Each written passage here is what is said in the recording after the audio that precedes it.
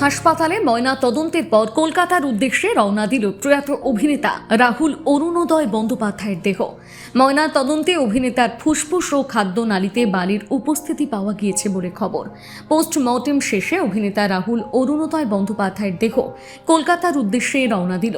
প্রাথমিকভাবে রিপোর্ট থেকে ফুসফুসে প্রচুর পরিমাণ জল এবং বালির উপস্থিতি পাওয়া গিয়েছে, অর্থাৎ যে সময় তিনি ডুবে গিয়েছিলেন প্রচুর পরিমাণে জল এবং বালি তার ফুসফুসে চলে যায়, তার ফুসফুস ফুলে দ্বিগুণ হয়ে যায়।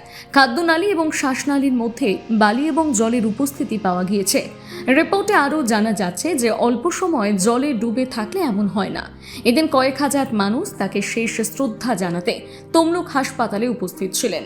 সাংসদ অভিষেক ব্যানার্জির তরফ থেকেও তার প্রতি শেষ শ্রদ্ধা হিসেবে ফুলের মালা দেওয়া হয়।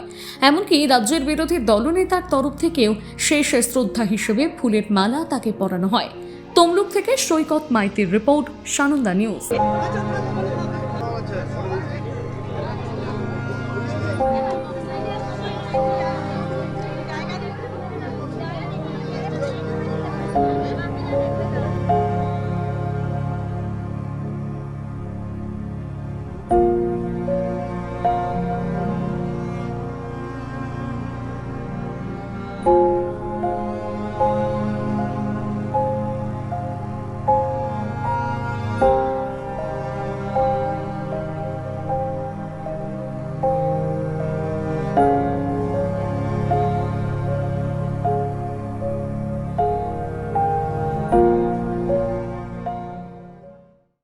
বেলদা ও পার্শ্ববর্তী অঞ্চলের মানুষের সুস্বাস্থ্যের বিশ্বস্ত ঠিকানা মেসার্স সিদ্ধি বিনায়ক মেডিকেল।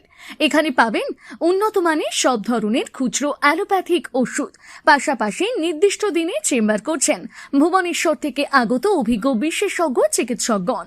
নাক কান গলা বিশেষজ্ঞ ডাক্তার রোহিত আগরওয়াল, সুগার রোগ বিশেষজ্ঞ ডাক্তার চন্দন পাত্র, পেটের রোগ বিশেষজ্ঞ ডাক্তার পদ্মলোচন পুষ্টি, অস্থিরোগ বিশেষজ্ঞ ডাক্তার বৈভব মোহান্তি, স্ত্রী রোগ বিশেষজ্ঞ ডাক্তার সৌমি ব্যানার্জি। ঠিকানা বেলদা কালী মন্দির রোড, নান্দনী ক্লাবের বিপরীতে। নাম লেখাতে ফোন করুন 6297552537 অথবা 9564666322 এই নম্বরে। বিশেষ দ্রষ্টব্য, প্রত্যেক বৃহস্পতিবার দোকান বন্ধ থাকে।